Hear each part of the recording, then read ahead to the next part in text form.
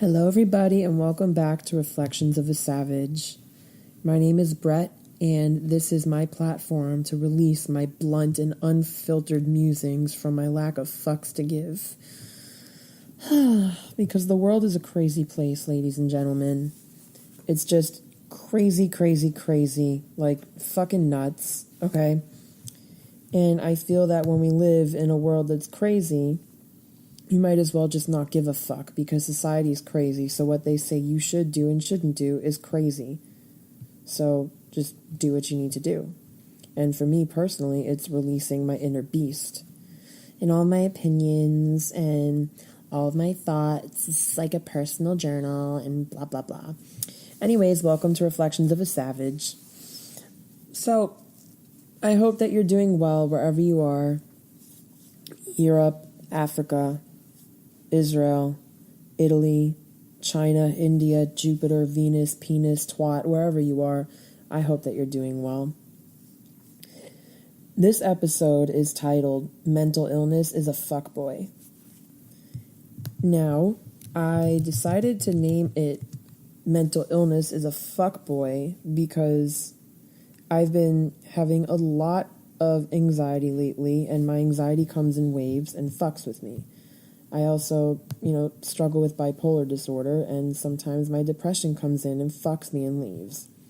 So it's just really a metaphor. And the definition of fuckboy in Urban Dictionary is, here it is. Okay, this is the top This is the top definition of fuckboy. Once again, according to Urban Dictionary. An asshole boy who is into strictly sexual relationships. He will lead a girl on and let her down, then apologize only to ask for pics once the girl has welcomed him back into her trust. So I'm assuming like boobie and vagina pics. So boys like this will pretend to genuinely care about the girl, but always fails to prove the supposed affection. And he's really just a player. Honestly, in short, he's a fucking whore and a player, and he plays with your mind to get what he wants. That's the definition of a fuckboy. I just added my own take on it at the end, but let's ponder about that for a minute. Mental illness, coming in and out, fucking me and leaving, and fuckboys, coming in and out, fucking you and leaving. I'm going to get deeper into it later on in the episode, but that's just the gist of what this episode is going to be about. Now, every episode I like to give the Super Savage Award, and this week I was going to give it to America's big fat fucking liar, Jussie Smollett, from Empire, the one who staged an attack, allegedly. But instead, I decided to bring on a very, very great friend of mine. Actually, it's kind of ironic because I met her when I was getting psychiatric treatment at UCLA when I first moved to Los Angeles, because I had just gotten my insurance. It was Medicaid, because the insurance in California is amazing. So I just got my insurance, but I was waitlisted for a psychiatrist at the LGBT center. So the only thing I can get, and almost instantly, was a resident psychiatrist at UCLA. So this resident became my friend because once I got off the wait list and I got a psychiatrist, like an actually good one, where I didn't feel like I was a guinea pig because I was under the care of a fucking student, we decided to stay friends. And so her name is Dr. Diquebreth. It's spelled Diquebreth. She said it's like a mix of German and French. I have no idea. She's going to come on and I'm going to interview her, and we're going to talk about fuck buddies, fuck boys, and how to get what you want out of life. And this will segment into the next part of, the episode, because we'll get into the topic. So without further ado, I would like to introduce my dear friend, Dr. Diquebreth. Dr. Diquebreth, thank you for teleporting here all the way from Los Angeles. How are you? I've missed you so much. Hey, Brett, I'm like really good. I'm so sorry that I was like 5 seconds late for the interview teleportation. I was busy pulling dental dams out of my vagina because like last night I was doing favors for my professor so I can get an A+, but like keep that on the DL. I understand, Dr. Diquebreth. I kind of had a feeling by the way you and your professor would look at each other while I'd sit in my sessions, but that's okay. So speaking of sexual activities, and in your case, favors, what is your true definition of a fuckboy? Especially from your own psychological perspective, since that's what you want to do is be a psychologist. Well, Brad, to be honest with you, I don't think fuckboy is like a really bad thing at all. Do you know what I mean? I'll just give you an example. I was one time talking to this guy. Actually, he was like my psych professor from last year. We were talking, and then he asked me to do him a favor, and he said if I didn't, then he would fail me. Wow, that sounds really fucked up. Wow, it like totally is. Anyways, so I did him the favor because obviously I need the extra credit. But then I got a yeast infection and I had to blow like all my money on the weekend for cranberry juice and creams. And it was just like not fun. That sounds really disgusting and painful. I'm so sorry. Well, let me finish, okay? Basically, what I learned from this was that fuckboys exist to teach you lessons in life, if that makes sense. It absolutely does. I mean, everything in life that causes you pain or discomfort or joy teaches you a lesson, right? Totally, brought. I mean, the other day, I let my professor go down on me and I let him use banana-flavored dental dams, even though bananas make me nauseous and I prefer grapes. Now, he gave me a B instead of an A, but I truly realized that that was like fuckboy, like times 10. But it didn't matter because at the end of the day, first of all, I gave my charity to an old desperate man who contains my future in his hands. And like, okay, he told me that he would give me an A, especially like an extra credit bonus if I let him use the banana flavor. But he kind of fucked me over, Brett. And I think through this experience, I learned that you can't really sleep with professors to get what you want. So through being fucked over, I learned that I have to be strong and independent. You know what? That's actually pretty true. Honestly, like, there have been times where, like, aside from mental illness, where I would be, like, head over heels for guys and, you know, they would fuck around, like, you know, with my head and make me feel bad. And then later on I realized, okay, not everything in life is about me and these people are fucking dumb. And these experiences taught me how to accept myself better. You know what I mean? So that makes a lot of sense with you, especially in your situation with sleeping with professors to get straight A's. Do you brown nose? Bro, that's like disgusting. The only time I did that was like right before my finals. I totally brown nosed, but then like I passed. Anyways, bro, long story short, I have to teleport back to Los Angeles in the next 10 seconds because I have another appointment with another client while my professor watches over me, aka breathes down my neck. Well, okay, what advice can you give to my listeners before you head out, Dr. Diquebreth? My best advice is to put out when you want to put out, especially when it benefits you, because there's benefits in everything in life. Like, I mean, I've gotten like tons of yeast infections doing favors for professors. I've left dental dams in my vagina for like weeks at a time. Forgot they were up there. But altogether, that brought me like 10 steps closer to being a psychologist and a psychiatrist, which is what I've always wanted to do. But honestly, I have no shame about it. So at the end of the day, like, have no shame in dealing with fuckboys because you can get what you want out of them. Anyways, Brett, be well. It's been like really nice talking to you. Dr. Diquebreth, thank you so much for coming on my show and have a safe teleportation back to LA, okay? Brett, Thank you. And to the listeners, I am Dr. Diquebreth, and someday I will take over Dr. Phil, and I will be like a sex therapist and a psychiatrist and everything all together because I use my mouth. Anyways, bye. Everybody, that was Dr. Diquebreth. Wasn't she? She's got such a personality. Like, she's so open about her sexuality and just like the way she lives her life. I feel like we're so judgmental of people for the things that they do, especially sexually. But she just kind of like wears it on her sleeve.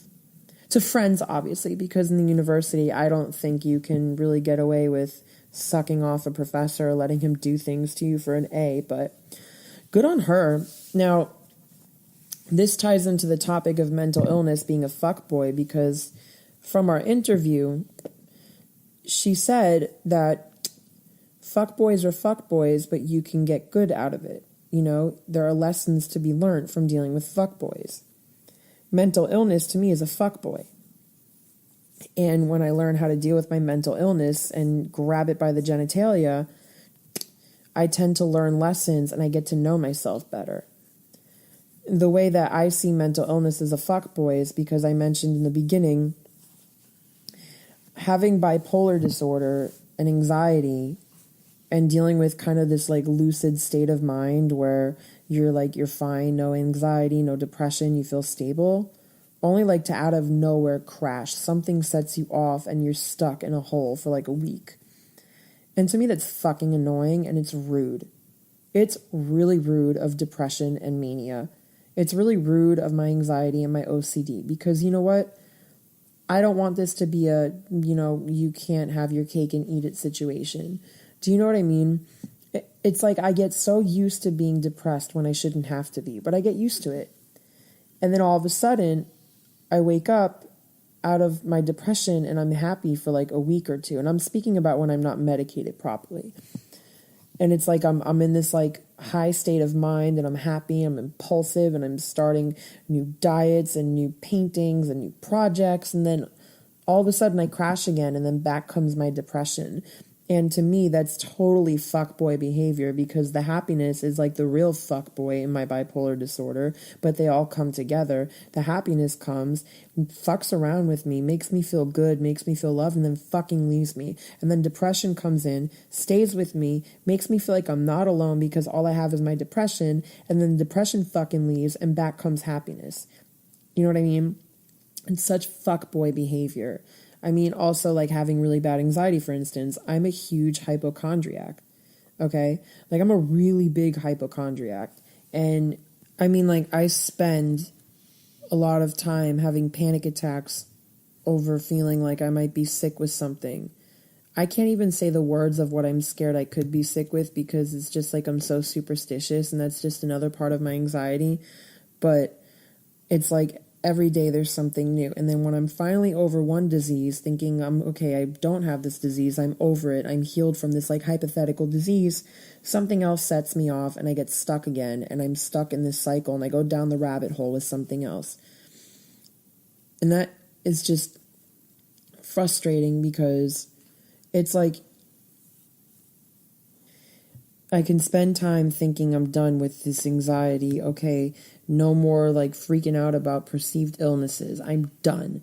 I'm not going to sweat down my neck, my back, and my cha-cha and my crack. I'm done panicking. But then something sets me off, and I get right back into the panic again. And as I put by definition in the beginning, according to Urban Dictionary, a fuckboy knows what they're doing. A fuckboy does what they can to get what they want. We become addicted to fuckboys because of the way they play with our heads. We get used to them being around, and once they leave, we end up heartbroken. And we're not going to obsess over them. We're like trying our best not to obsess over them, trying our best not to stalk their Facebook, Instagram, their mother, brother, sisters, fathers, Facebooks, Instagrams. I've never done that in my life, but you get the point. We're finally over them, and then they come back in, and we're weak. We're so susceptible to falling for them.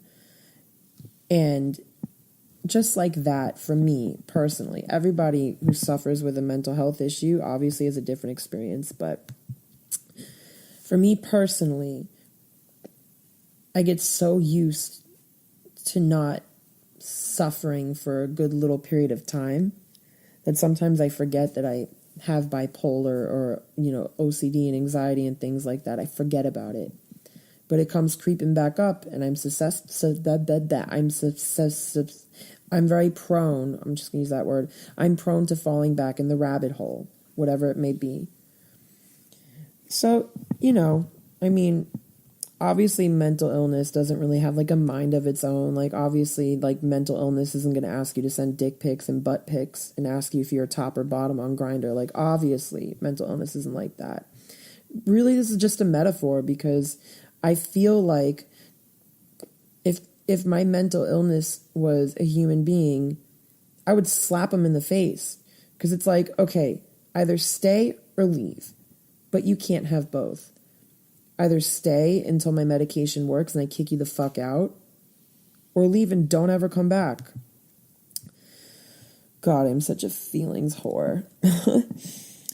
But yeah, the real takeaway from this is that mental illness can suck, just like dealing with fuckboys can suck. But there's always an up positive to everything. And just like you learn from your relationships, succeeded or failed, you learn more about yourself, what you can do in the next relationship, how you view yourself, you work on like healing yourself. It's the same thing with mental illness in that aspect too, because through every panic attack, through every episode of depression, through every time I've ever just abused myself emotionally because of what I go through in my head, I've come out stronger, I've come out knowing myself better, and I've come out to be more in tune with myself and the world. And obviously with the right medication, it made it better. So, anywho, that was my rant for today. I honestly came up with the topic on a whim because I have been having panic attacks lately. Like I said, I'm a hypochondriac. I won't go into details about my panics, but I thought to myself, wow, you're a fucking bitch, anxiety. You're a fucking bitch. And then I thought, I'm going to vent about it. You know what I'm saying? So, with that being said, if you have mental health issues different than mine, the same as mine, if you're suffering from anything, depression, anxiety, schizophrenia, bipolar, just any kind of mental illness because mental illness is so shamed by society, if you're going through it and you feel like you're alone and you feel like you're weak, just know that you are the strongest motherfucker out there. Okay? And acknowledging that is the first step to healing. That mental illness makes you a strong, bad bitch. Not the other way around. So, before I close off with the episode and say goodnight, because it's 3 a.m. here, my grandma's sleeping, my dog is next to me snoring, I like to recommend products. And the next product that I want to recommend is yogi tea. It is the most amazing tea you can drink. What I love about it is that it's organic. It's made with amazing ingredients that are meant to fulfill the purpose that it's created for. It could be for sleepy time. It could be for relaxation. It could be for detox. It could be for general pleasurable taste. It could be for, if you like green tea, different kinds of things that you like about tea. I personally recommend both the sleepy time tea, the bedtime tea, and also I really recommend the kava tea. Both of these are really, really quality teas the bedtime tea is going to help you fall asleep if you have problems sleeping at night. It has helped me so much. And the kava stress relief tea is basically made with kava, and kava is a natural root that promotes relaxation, and it's basically like a natural Xanax, but it won't make you high. And in the bedtime tea, it's made with chamomile and cinnamon and licorice. It has like really nice hints of licorice that I like about it. And it also has valerian root, which is another natural supplement that can help you relax and fall asleep peacefully and easily. Obviously, with these 2 teas, you got to consult with a doctor as well in case you are taking psychiatric medications, just to make sure that they won't interact. But in general, I really, really recommend these teas. I'm going to put the link in the notes. And in the meantime, guys, I'm going to go to bed because it's 3:20 in the morning. And I like to practice self-care by forcing myself to go to sleep. But first, I'm going to watch the Powerpuff Girls, take a shower, maybe masturbate, and then watch Santa Clarita Diet. And then fall asleep and dream about nice, beautiful things. Until then, I appreciate you listening to my podcast. You can find my content and my main hub at reflectionsofasavage.com. I am on iTunes, SoundCloud, Spotify, Stitcher, many different platforms, you name it. And I would really appreciate it if you could write me a review on iTunes because, and I'm sure if you listen to podcasts, a lot of podcasters ask for the same because writing a review helps me grow my podcast. It helps show iTunes that I'm new and noteworthy. And if they are able to show my podcast, then other people can listen to this episode too and get inspired about mental illness in the way that I see it, in the way that they see it probably, so that they don't feel alone. Long story short, I want my voice to be heard because I know I can help people out there, and no, I don't have a stick up my ass. So until the next episode, be strong, carry on, and grab life by the genitalia of your choice. You all are a bunch of bad bitches, and just go fucking rock it in life. Until the next time, bye.